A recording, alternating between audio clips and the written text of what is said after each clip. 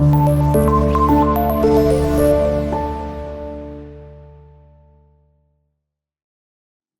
alaikum students.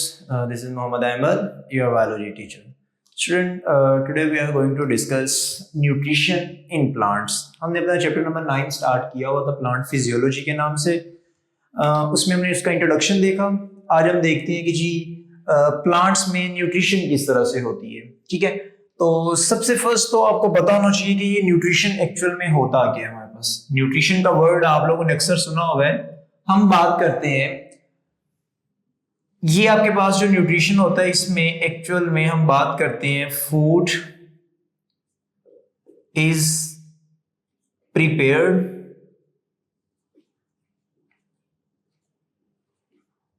और obtained and then convert into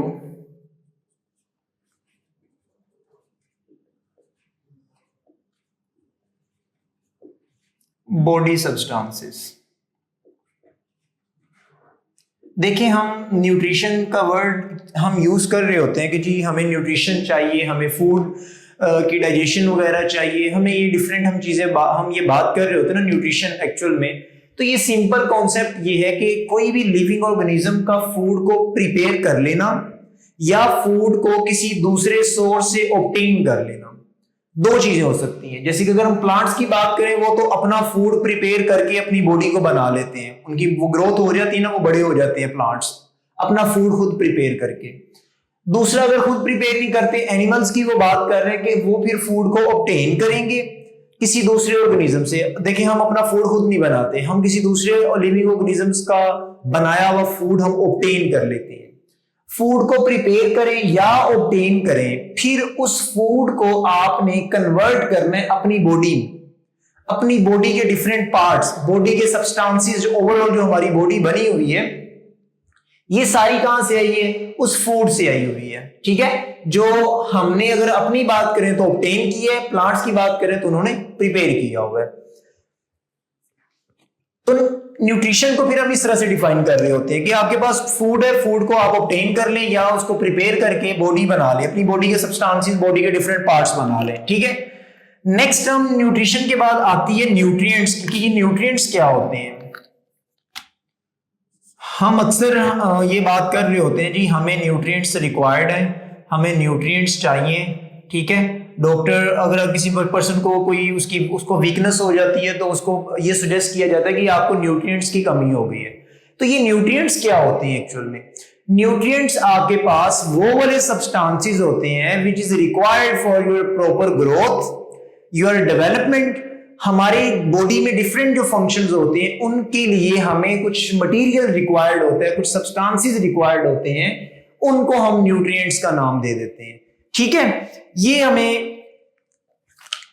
ये ऐसे सब्सटेंसेस हैं,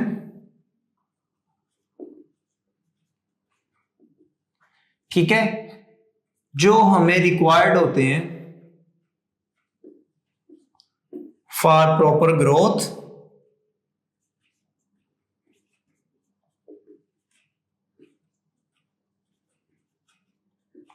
ठीक है. ग्रोथ के लिए हमें चाहिए, हमें बॉडी रिपेयर करने के लिए, बॉडी कहीं से डैमेज हो जाती है, वहां हमें रिपेयर करनी पड़ती है, तो भी हमें अपने फूड में क्या लेने पड़ते हैं? न्यूट्रिएंट्स लेने पड़ते होते हैं. ठीक है, ग्रोथ होगी, रिपेयर होगी, इसके अलावा सेल की डिवीजन होगी, उसके लिए भी हमें न्यूट्रिएंट्स चाहिए होते हैं.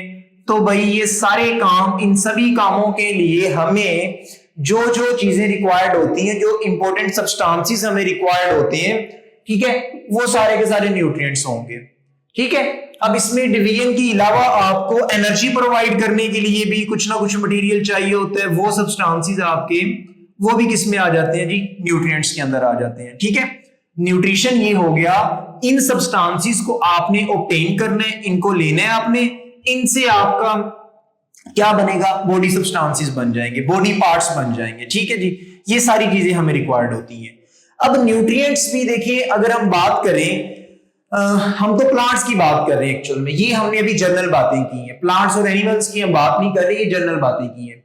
अब अगर हम देखें मिनरल न्यूट्रिशन इन प्लांट्स, कि प्लांट्स के अंदर जो मटेरियल है जिसमें उन्होंने मिनरल्स की बात की है, वो कह रहे हैं जी मिनरल न्यूट्रिएंट्स इन प्लांट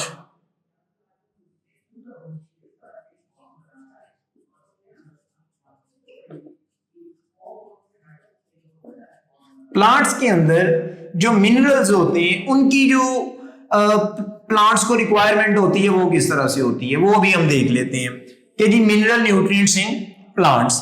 देखिए प्लांट को डिफरेंट फंक्शंस परफॉर्म करने के लिए, बॉडी में फोटोसिंथेसिस हो या उसकी रेस्पिरेशन हो या उसके बाकी मैकेनिज्म हो, उन सभी कामों के लिए उनको क्या चाहिए होते हैं, मिनरल्स चाहिए होते हैं। ठीक है जी। अब ये मिनरल्स जो है एक्चुअली में ये डिफरेंट आपके पास ये कोई मेटल्स हो सकती हैं, ठीक है, कोई नाइट्रेट्स की फॉर्म में हो प्लांट्स को चाहिए होता है, कार्बोनेट्स की फॉर्म में डिफरेंट चीजें चाहिए होती हैं। तो एक्चुअल में ये जो मिनरल्स होते हैं ये डिफरेंट मेटल्स होती हैं। अब ये न्यूट्रिएंट्स आपको पता है सब्सटेंसेस है जो प्लांट को रिक्वायर्ड होंगे उसकी प्रॉपर ग्रोथ, एनर्जी और रिपेयरिंग के लिए। तो ये हमने वो न्यूट्रिएंट्स देखने हैं, मिनरल न्यूट्रिएंट्स जो प्लांट्स की ग्रोथ के लिए बेहतर होंगे। ठीक है जी। अब वो कौन कौन से हो सकते हैं, वो हमारे पास दो तरह से हो सकते हैं। कुछ न्यूट्रिएंट्स, कुछ मिनरल्स ऐसे होंगे जो प्लांट को ज्यादा अमाउंट में चाहिए होते हैं, कुछ हमारे पास न्यूट्रिएंट्स ऐसे होते हैं जो प्लांट को कम अमाउंट में चाहिए होते हैं। तो हम फर्स्ट ऑफ ऑल देख लेते हैं कि हमारे पास जो ज्यादा अमाउंट में चाहिए होते हैं वो कौन से होते हैं। देखिए प्लांट्स को जो न्यूट्रिएंट्स ज्यादा अमाउंट में चाहिए होते हैं उनका नाम हम रख देते हैं जी मैक्रो न्यूट्रिएंट्स।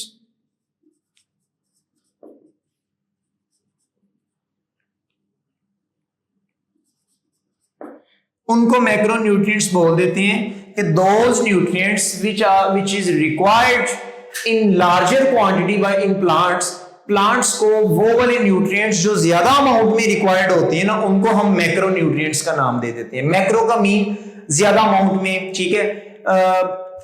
तो ऐसे कौन से न्यूट्रिएंट्स हो सकते हैं जो प्लांट्स को ज्यादा अमाउंट में चाहिए होते हैं। ये एक लिस्ट आपके सामने है। Carbon, hydrogen, oxygen, phosphorus, potassium, nitrogen, sulphur और कैल्शियम, ये ऐसे न्यूट्रिएंट्स होते हैं जो प्लांट्स को ज्यादा अमाउंट में चाहिए होते हैं। इनका नाम हम रख देते हैं दीज आर मैक्रो न्यूट्रिएंट्स। ठीक है। The nutrients which are required in large quantity are called macronutrients. Second type कौन सी आ जाती है, सेकंड टाइप हमारे पास आ जाती है जी माइक्रो न्यूट्रिएंट्स की।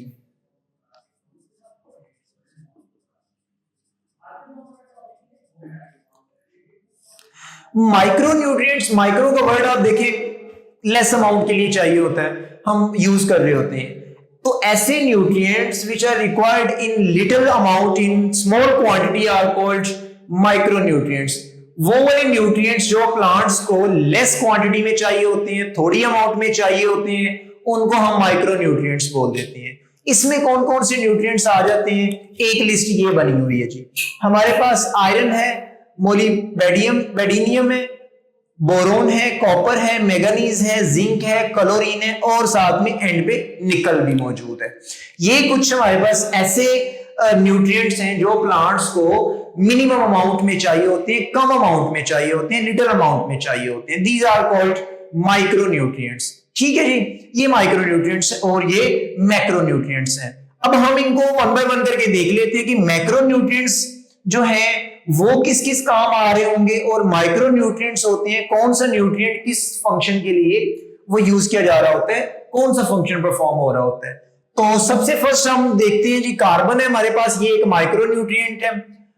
ये सॉरी आपके पास मैक्रो न्यूट्रिएंट्स में आ रहे होते हैं। तो कार्बन होगा ना, तो सबसे पहले आप ये बात करते हैं it is the major component of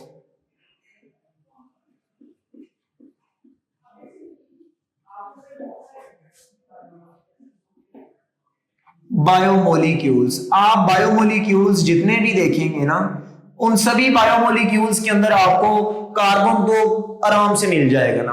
देखो आप प्रोटीन का स्ट्रक्चर देखो, लिपिड्स का स्ट्रक्चर देख लें, आप फैट्स का स्ट्रक्चर देख लें, आप कार्बोहाइड्रेट्स का स्ट्रक्चर देख लें, आप न्यूक्लिक एसिड को देख लें, आपको सभी कंपाउंड, सभी बायोमोलिक्यूल्स के अंदर जो कार्बन होगा ये मिल जाएगा। तो मतलब एक प्लांट की जो पूरी बॉडी है वो इन सभी मॉलिक्यूल से बनी होती है, या हम उनको बायोमोलिक्यूल्स का सपोज कह रहे हैं। ये न्यूट्रिएंट्स हमारे पास अभी ये बायोमोलिक्यूल्स हैं।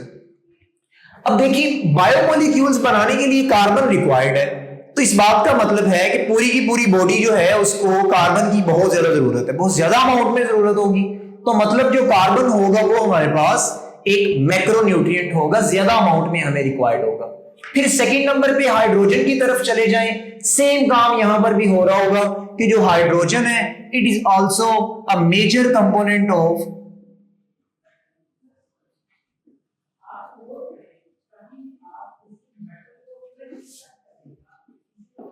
बायोमोलिक्यूल्स। ये भी आपके पास बायोमोलिक्यूल्स का एक मेजर कंपोनेंट होगा। आप बायोमोलिक्यूल का पूरा चैप्टर पढ़ के आए, आप उसमें से जाके देख लें, कार्बोहाइड्रेट को देखें, आप प्रोटीन को देखें, आप लिपिड्स को देखें, न्यूक्लिक एसिड को देखें, कार्बन सबसे ज्यादा अमाउंट में मिल जाएगा आपको। ठीक है, जहां पे एक ऑक्सीजन होता था वहां पे साथ में 2 हाइड्रोजन आते हैं, ये तो सबसे ज्यादा क्वांटिटी में आ रहा होता है। तो मतलब बायोमोलिक्यूल्स बनाने के लिए हाइड्रोजन की भी हमें मैक्रो अमाउंट चाहिए होते हैं, बहुत ज्यादा अमाउंट में ये भी रिक्वायर्ड होते हैं। तो इसी वजह से हमने इसको भी किसमें काउंट किया हुआ है कि ये आपके पास जो एक मैक्रो न्यूट्रिएंट है जो आपके पास बायोमोलिक्यूल्स बनाने के लिए यूज हो जाता है।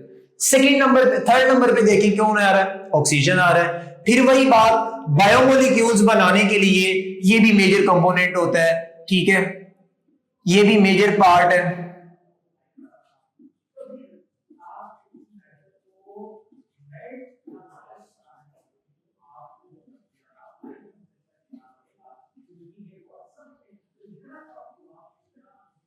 अच्छा, बायोमोलिक्यूल्स की तो बात कर लें, इसके अलावा आप एरोबिक रेस्पिरेशन के नाम से भी एक टॉपिक पढ़ के आए हैं। क्या प्लांट्स के अंदर एरोबिक रेस्पिरेशन नहीं होती? प्लांट को ऑक्सीजन नहीं चाहिए? चाहिए होती है। तो ऑक्सीजन बायोमोलिक्यूल्स बनाने के अलावा जो दूसरा काम करता है वो रेस्पिरेशन का काम करता है।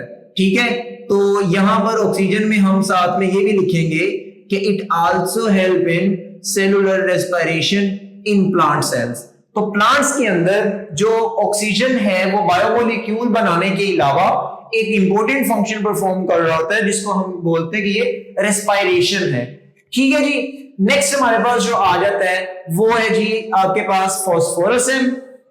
फास्फोरस जो होगा ना बच्चों, ये हमारे पास फास्फोरस यूज होता है बहुत सी प्रोटीन्स जो होती है ना, प्रोटीन के अंदर जो साइड चेन वाला आपने पोर्शन पढ़ा था ना, वहां पे फास्फोरस बहुत ज्यादा आता है।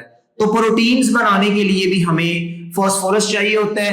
प्रोटीन की एक चेन जो अमीनो एसिड की बनती है उसको दूसरी चेन के साथ मिलाने के लिए डाइसल्फाइड ब्रिज बन रहे होते हैं, और उसके अलावा फास्फोरस भी वहां पे इन्वॉल्व हुई होती है। तो सबसे पहले तो बात हम करते हैं कि प्रोटीन बनाने के लिए हमें फास्फोरस रिक्वायर्ड होती है।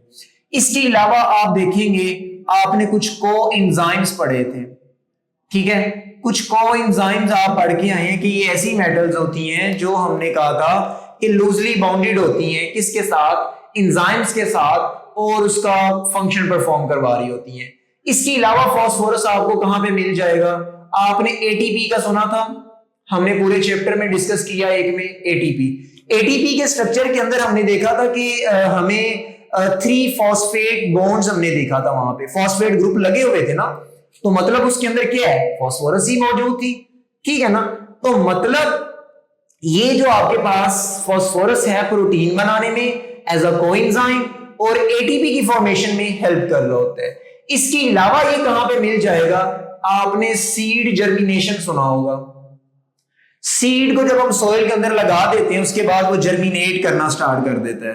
तो सीड की जब जर्मिनेशन होती है ना, सीड को अपनी जर्मिनेशन करने के लिए क्या चाहिए होता है? फास्फोरस की रिक्वायरमेंट होती है। तो देखो प्लांट के अंदर ये कितना इंपॉर्टेंट रोल प्ले कर रहा है कि अभी प्लांट बनना स्टार्ट ही नहीं हुआ, अभी तो अपनी फर्स्ट स्टेज के ऊपर है, सीड वाली स्टेज के ऊपर सीड जर्मिनेशन थी। और इसके अलावा अगर हम देखें तो फास्फोरस जो होगा ना वो न्यूक्लिक एसिड का पार्ट होता है। न्यूक्लिक एसिड आप जानते हैं कि डीएनए और आरएनए की बात हो रही है, डीएनए और आरएनए की फॉर्मेशन के दौरान उसको भी फास्फोरस की बहुत ज्यादा रिक्वायरमेंट होती है। इसके अलावा ये जो फास्फोरस होता है ना, ये जो फोटोसिंथेसिस का प्रोसेस होता है ना उसमें भी रिक्वायर्ड होता है, यानी कि फोटोसिंथेसिस प्रोसीड करवाने के लिए हमें प्लांट को एक्चुअल में फास्फोरस की भी रिक्वायरमेंट होती है। नेक्स्ट जो है वो आपके पास ये इसका पोटाशियम आ जाएगा। पोटाशियम एक्चुअल में ये जो हमारे पास ये वाला मैक्रोन्यूट्रिएंट है, ये किस काम आता है जी? आपने स्टोमेटा का नाम सुना होगा। ये पोटेशियम के एक्चुअल में काम ये होता है कि ये क्लोजिंग एंड ओपनिंग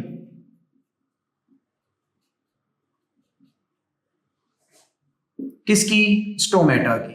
स्टोमा लिखा हुआ है, मतलब जो स्टोमेटा होते हैं प्लूरल फॉर्म में स्टोमा हम उनको बोल रहे हैं, उनकी क्लोजिंग और उनकी ओपनिंग, इन दोनों कामों में ना पोटेशियम बहुत ज्यादा रिक्वायर्ड होता है। यानी कि अगर पोटेशियम की कमी हो जाती है ना तो ये जो स्टोमेटा है इनकी क्लोजिंग और ओपनिंग जो होगी ना वो नहीं प्रॉपर हो पाती। हम इसका भी फंक्शन अभी नेक्स्ट पढ़ेंगे कि स्टोमेटा काम करते कैसे हैं। वैसे स्टोमेटा का क्या काम होता है ये भी हमने ऑलरेडी डिस्कस किया हुआ है टिश्यू ऑर्गन और ऑर्गन सिस्टम वाले चैप्टर के अंदर। आपको बताया था कि ये डिफरेंट मटेरियल के एक्सचेंज, गैसेस के एक्सचेंज और वाटर के रिमूवल के लिए स्टोमेटा मौजूद होते हैं। और उन स्टोमेटा की क्लोजिंग और ओपनिंग के लिए हमें क्या चाहिए होता है जी, हमें नहीं, प्लांट को चाहिए होता है पोटेशियम चाहिए होता है। इसके अलावा आपको पता है नेक्स्ट अगर नाइट्रोजन की अगर हम बात करें तो जो नाइट्रोजन होगा, नाइट्रोजन सबसे फर्स्ट तो क्या होगा जी, प्रोटीन, यानी कि अमाइनो एसिड के अंदर नाइट्रोजन बहुत इंपॉर्टेंट है। नाइट्रोजन के बिना प्रोटीन नहीं बन सकती, तो प्रोटीन। दूसरा जो क्लोरोफिल होगा ना, क्लोरोफिल की मैन्युफैक्चरिंग, क्लोरोफिल के बनने के लिए भी क्या रिक्वायर्ड होता है, इनको नाइट्रोजन चाहिए होता है। क्लोरोफिल का जब आप स्ट्रक्चर देखते हैं ना, केमिकल स्ट्रक्चर, तो उसके अंदर आपको नाइट्रोजन मिल जाता है। तो नाइट्रोजन जो होगा प्रोटीन बनाने के लिए, क्लोरोफिल के लिए, और इसके अलावा कोएंजाइम्स जो होते हैं, कोएंजाइम्स भी हमने कहा था कि ये भी एक नॉन प्रोटीन पार्ट होता है, ठीक है, जो एंजाइम के साथ मिलकर काम कर रहे हैं। तो भाई जो नाइट्रोजन है ये प्लांट के अंदर एंजाइम्स के साथ मिलकर भी फंक्शन परफॉर्म कर रहे होते हैं। तो मतलब ये हुआ कि नाइट्रोजन भी एक इंपॉर्टेंट न्यूट्रिएंट है, मैक्रो न्यूट्रिएंट है, जो बहुत ज्यादा अमाउंट में रिक्वायर्ड होता है, ठीक है। इसके अलावा जो सल्फर आ जाता है ना, सल्फर हमारे पास ये भी प्रोटीन के लिए रिक्वायर्ड होता है जी।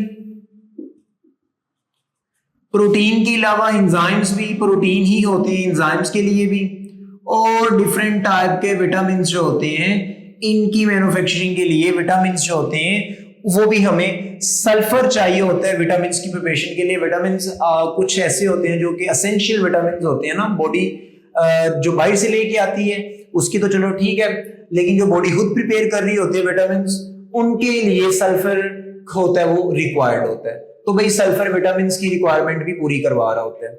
नेक्स्ट हमारे पास जो है वो कैल्शियम आ जाता है। कैल्शियम आपको पता है कैल्शियम डिफरेंट पर्पस के लिए चाहिए होता है। कैल्शियम जो होगा ना ये एक्टिवेट्स एंजाइम्स, एंजाइम की एक्टिवेशन के लिए रिक्वायर्ड होता है, एंजाइम को एक्टिवेट करेगा। इसके अलावा वाटर जो होगा ना सेल्स, प्लांट सेल्स के इनसाइड और आउटसाइड मेम्ब्रेन के दोनों तरफ वाटर की जो मूवमेंट होती है वो भी कैल्शियम रेगुलेट कर रहा होता है। तो वाटर की जो मूवमेंट है भाई वो भी किसके कंट्रोल में, कौन उसको उसमें हेल्प कर रहा होता है जी, कैल्शियम कर रहा होता है। तो एंजाइम्स की एक्टिवेशन और वाटर की मूवमेंट ये दोनों काम प्लांट के अंदर बहुत ही इंपॉर्टेंट होते हैं, तो उनके लिए कैल्शियम चाहिए। इसके अलावा अगर आपको सेल वॉल याद हो, जब हमने पढ़ी थी सेल वॉल में मैंने आपको बताया था जो आपके पास मिडल लैमेला होती है वो किसकी बनी हुई थी, थोड़ा सा माइंड को घुमाओ। हमने वहां पे बात की थी middle lamella is made up of calcium and magnesium, दो की बात हुई थी ना वहां पे। तो भाई जो कैल्शियम है ये सेल वॉल की का भी एक मेजर कंपोनेंट होता है। तो प्लांट के हर सेल के ऊपर सेल वॉल है, इस बात का मतलब हुआ it is also a macronutrient. Higher amount में, मैक्सिमम अमाउंट में, ज्यादा अमाउंट में हमें प्लांट्स जो होते हैं उनको ये रिक्वायर्ड होता है। तो ये कुछ आपके पास मैक्रो न्यूट्रिएंट्स हैं जो प्लांट को ज्यादा अमाउंट में रिक्वायर्ड होते हैं। तो उनके क्या क्या फंक्शंस हैं हमने वो भी साथ में डिस्कस कर लिए हैं, ठीक है। नेक्स्ट हम चलते हैं अपने माइक्रो न्यूट्रिएंट्स जो बहुत कम अमाउंट में चाहिए होते हैं, लेकिन ये जो थोड़ी सी अमाउंट में रिक्वायर्ड होते हैं वो बहुत ज्यादा जरूरी होते हैं। वो हम फंक्शन देख लेते हैं, अगर ये थोड़े से भी ना मिले तो कौन कौन से फंक्शन जो होते हैं वो रुक जाते हैं। सबसे फर्स्ट तो ये हो गया जी, आयरन जो है फोटोसिंथेसिस में हेल्प कर रहा होता है जी।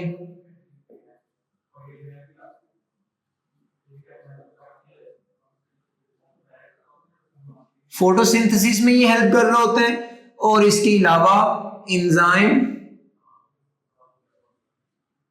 कि एक्टिवेशन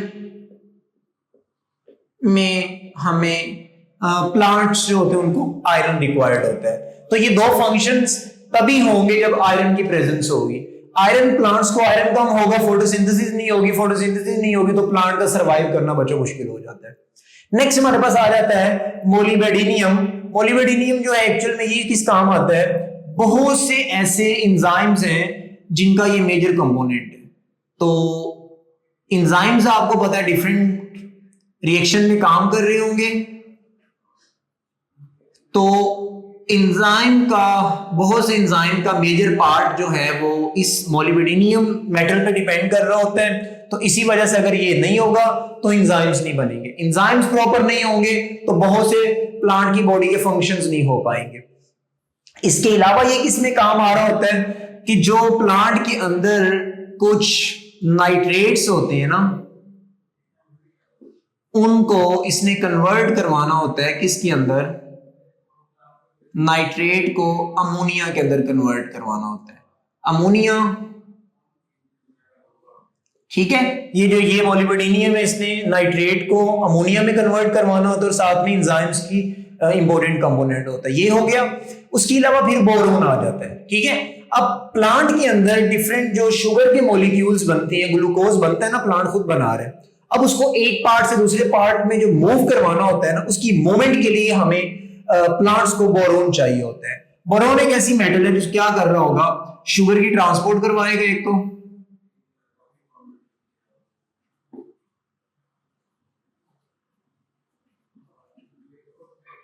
शुगर को ट्रांसपोर्ट करवा रहा है। इसके अलावा प्लांट के अंदर ये भाई सेल डिवीजन में भी हेल्प कर रहा होता है। ठीक है, दो फंक्शंस होते हैं इसके। नेक्स्ट कॉपर है, कॉपर का भी आपने सुना होगा। कॉपर आपको कहां से मिल जाएगा, कॉपर भी इसमें ज्यादातर एंजाइम के साथ मिलके काम कर रहे होते हैं, तो हम ये भी बोल देते हैं it is a component of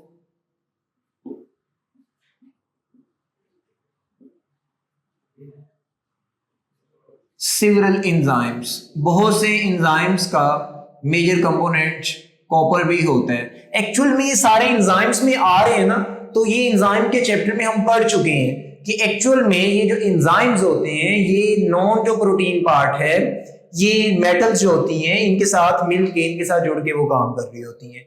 ठीक है, उसमें की फंक्शन को थोड़ा सा इनहांस करवा रही होती हैं। इसके अलावा ये मैंगनीज है, ये भी एंजाइम का कंपोनेंट है जी।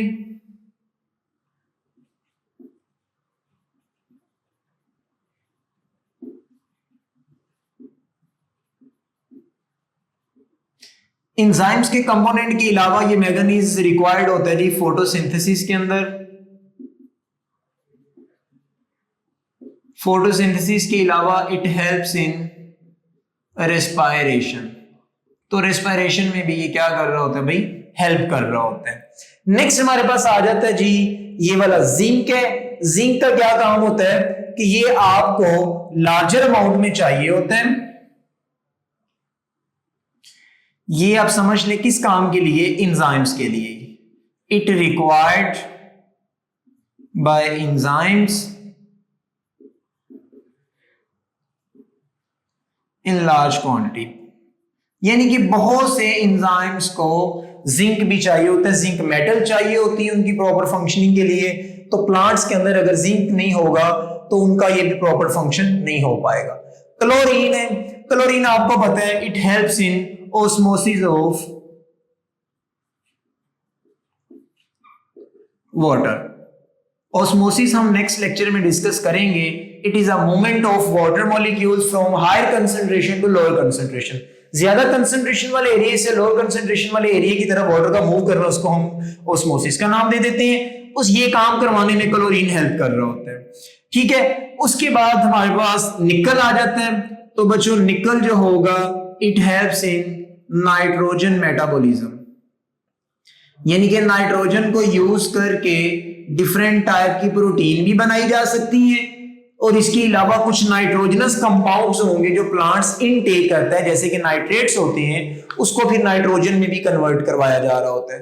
तो ये थे कुछ माइक्रो न्यूट्रिएंट्स के काम। ये हम ये बात करते हैं कि प्लांट्स को ना ये बहुत ही कम अमाउंट में चाहिए होते हैं, लेकिन अगर ये इतनी सी अमाउंट भी ना मिले तो फिर प्लांट्स के ये सारे फंक्शन रुक जाएंगे, ठीक है ना। यानी अगर बोरोन नहीं होगा तो शुगर की ट्रांसपोर्ट नहीं होगी, सेल डिवीजन नहीं होगी प्लांट्स के अंदर। तो याद रखना ये चाहे माइक्रो न्यूट्रिएंट्स है लेकिन इनका फंक्शन बहुत ज्यादा इंपॉर्टेंट हो गया, ठीक है जी स्टूडेंट्स। ये थी न्यूट्रिशन इन प्लांट्स। प्लांट्स के अंदर न्यूट्रिशन किस तरह से होती है, उसमें हमने specially mineral nutrients in plants, plants के अंदर ये सारे के सारे मिनरल न्यूट्रिएंट्स हैं जो रिक्वायर्ड होते हैं प्लांट्स को, ठीक है। ये थ्रू फूड ले लें या ये वाटर से क्या करते हैं, वाटर के अंदर ये मिनरल्स मिक्स हुए होते हैं, उस वाटर को इनटेक करते हैं तो उसके साथ साथ ये न्यूट्रिएंट्स भी आ जाते हैं और प्लांट्स के डिफरेंट पार्ट्स में ये चले जाते हैं, ठीक है जी। यहां तक किसी का कोई क्वेश्चन हो तो आप जरूर पूछिएगा जी। अल्लाह हाफिज।